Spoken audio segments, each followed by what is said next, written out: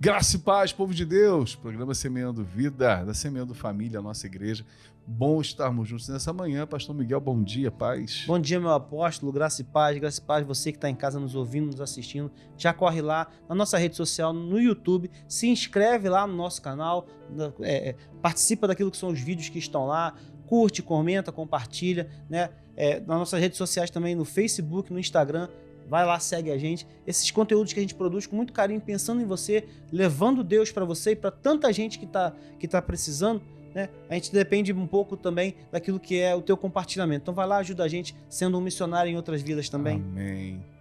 Pastor, quando eu tive depressão, né, a gente não percebe que está ficando doente, ainda mais naquela época, né? Hoje em dia, os diagnósticos são mais precisos, os remédios não são tão ofensivos como era naquela época. Mas eu me lembro de não ter visto como foi que a minha vida foi se perdendo, e eu ouvi uma pessoa dizendo assim: a depressão é um inferno particular de alguém. A depressão é um inferno particular. Muitos amigos, né, tentavam me tirar daquela situação, e o papo é: você não tem motivo, olha a sua vida como é, tu é assim, tu A sua vida é tão legal. tu é tão bom, imagina o outro que está morrendo. Isso ali, piora ainda doente, mais. você está aí bem e tal, e aquilo não ajudava em nada, porque eu me sentia mais fracassado ainda. Sim. Porque sendo uma pessoa de uma certa forma interessante, e eu não estava conseguindo ver esse interesse pela vida. João 1, versículo 12, né? O apóstolo vai dizer assim: porém, alguns creram nele e o receberam, e a estes ele deu o direito de se tornarem filhos de Deus. O que mudou a minha vida, me arrancou desse inferno particular, foi abrir meu entendimento que eu sou filho de Deus. E essa expressão de filho mudou minha história. Um dia Mateus chegou para mim, né, e ele tinha feito uma coisa que eu não gostei, e Mateus não gosta de errar. Ele falou assim: papai, me perdoa. Eu falei: filho, eu também tenho que te pedir perdão. Ele: por quê? Quantas vezes eu errei com você? Ele ficou olhando para mim. Eu falei: filho, ó, nós dois temos um problema. Você está aprendendo a ser filho e eu estou aprendendo a ser pai. Ele: papai, como é que a gente pode adiantar o processo, isso ser mais rápido? Eu falei: não tem jeito. Só a gente se relacionando como pai e filho é que a gente vai aprender a ser pai e filho. Estarmos dispostos a você exercer sua função como filho e eu exercer a minha função como pai. E isso gera cura para a alma, para as emoções, isso gera educação, respeito, compromisso, né, intimidade. E a gente vai vendo hoje pessoas que estão vivendo suas muitas dores, dificuldades, porque muitos de nós não queremos nos tornar essas pessoas do relacionamento. Como é que eu me relaciono com o Senhor? Para chamá-lo de irmão, já que todos nós somos filhos de Deus. Isso é um processo. Eu vou aprender a ser seu irmão em Cristo sendo.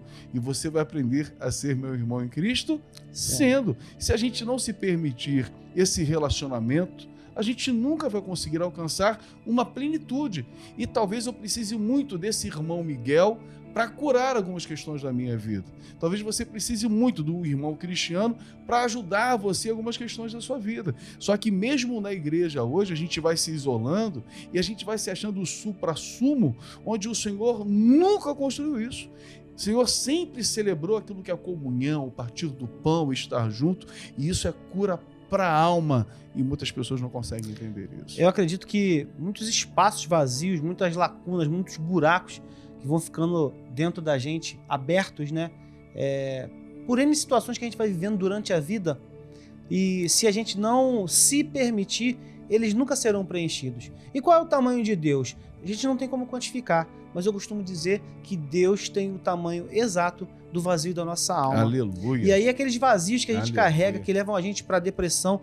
E interessante, apóstolo, que quando eu tive o meu problema com depressão, conversando com uma amiga que era psicóloga, e eu falando para ela: olha, a gente trabalha com muita situação difícil, a gente trabalha com muita coisa que é os acidentes na minha profissão, muita família que chora e tal.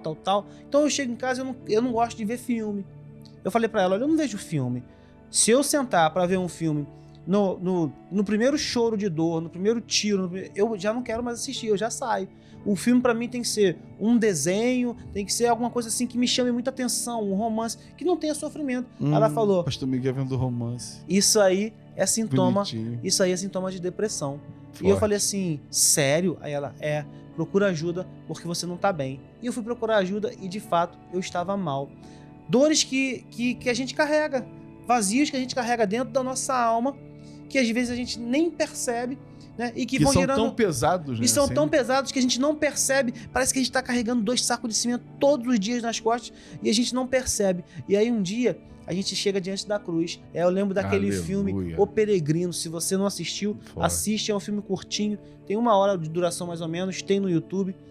O cara vai carregando mochilas e mais mochilas, fardos e mais fardos, e naquele sufoco, naquela pressão, até que ele se depara com a cruz de Cristo. E ele entende o que o senhor falou, Pê, essa paternidade de Deus, aleluia, que vem sobre a gente, preenchendo os nossos vazios interiores, preenchendo aquilo que são os buracos, as crateras da nossa alma, e aí a gente entende, de fato, quem a gente é em Cristo.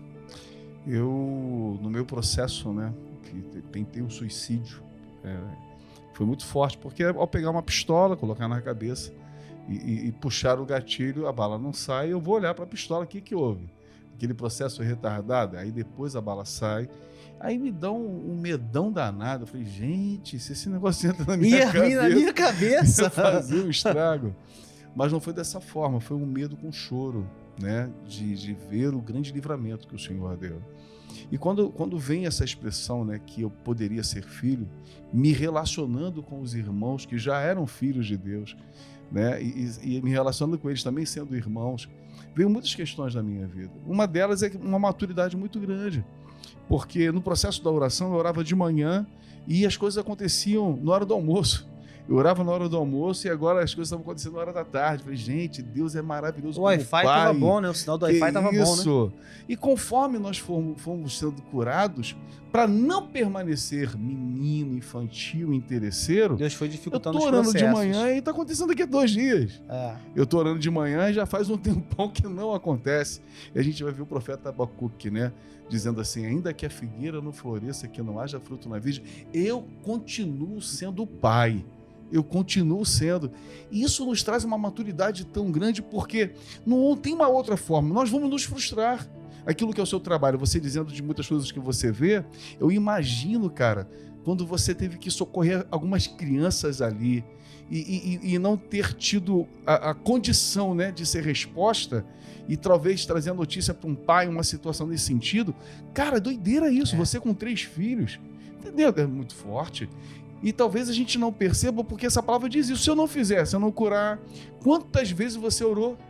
Se eu não curar, se eu não restaurar, se eu não trouxer a vida de volta, eu continuo sendo pai. Manter-se firme em Cristo é um processo onde a oração, o partir do pão, a comunhão com Deus nos cura da depressão e nos traz para uma realidade. Eu continuo ainda tendo que lidar com muitas coisas difíceis, vendo situações e frustrações na minha vida de sonhos e projetos, mas eu não arredo o pé de uma cura que eu recebi.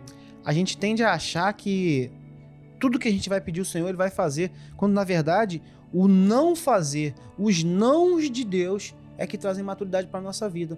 O senhor começou falando aí sobre os relacionamentos, né? E quantas pessoas difíceis que a gente convive, que ensinam pra gente, fazem a gente ser melhor, né? E a gente vai crescendo por conta dessas pessoas que são muito difíceis. Aleluia. E a gente vai desenvolvendo capacidade de amar, de entender, de perdoar, de estar perto, mesmo quando a pessoa tá ruim. E a gente vai crescendo. E quantas vezes Deus disse não pra gente, de coisas que a gente queria muito. Inclusive, não só bênçãos, curas para amigos nossos, para pessoas que a gente queria muito que vivessem e não viveram, e a gente entendeu que era a maturidade de Deus. Um dia a gente estava fazendo um velório e o Senhor chamou uma irmã para orar, porque a gente estava fazendo um velório de uma outra irmã que era amiga dela, e na oração ela falou assim: Senhor, essa mulher te servia com dores. Forte. Ela ia para sua casa no domingo de manhã, depois de ter passado a noite inteira acordado sentindo dor. Meu Deus. Como aquilo me confrontou. E a gente precisa desses nãos, porque como que a gente pediu para o Senhor curar aquela irmã e o Senhor não curou? E como que isso traz maturidade para a gente? Ah, a gente gosta disso? É óbvio que não. Ninguém gosta. Mas você imagina o nível de crente mimado que nós seríamos de fazer birra com Deus. E o Senhor tem que fazer. O Senhor tem que curar. E Ele continua sendo Deus, fazendo ou não fazendo. Eu vi o testemunho de um pai, né? E ele ele orando pelo filho para ser curado, e Deus não curou. Não curou do jeito que o pai queria, né? Porque curado ele foi, não tem mais dor, não tem mais choro, está sarado. Sim. Mas não como o pai queria. A nossa cura é uma cura egoísta, né? A gente quer que cure e continue com a gente. E no dia ali de uma conversa, ele falou assim para o pastor dele, né? Onde está Deus? Onde estava Deus quando meu filho morreu? E o pastor muito sábio respondeu assim: no mesmo lugar quando o filho dele morreu na cruz por sua causa. Isso nos traz uma reflexão. Sim. Né? A gente tem um pai que perde o filho, mas tem um pai que está no céu, que entrega o seu filho para que a gente pudesse ter vida. Que isso seja maturidade nessa nossa caminhada cristã em nome de Cristo. Fique em paz, Deus te abençoe.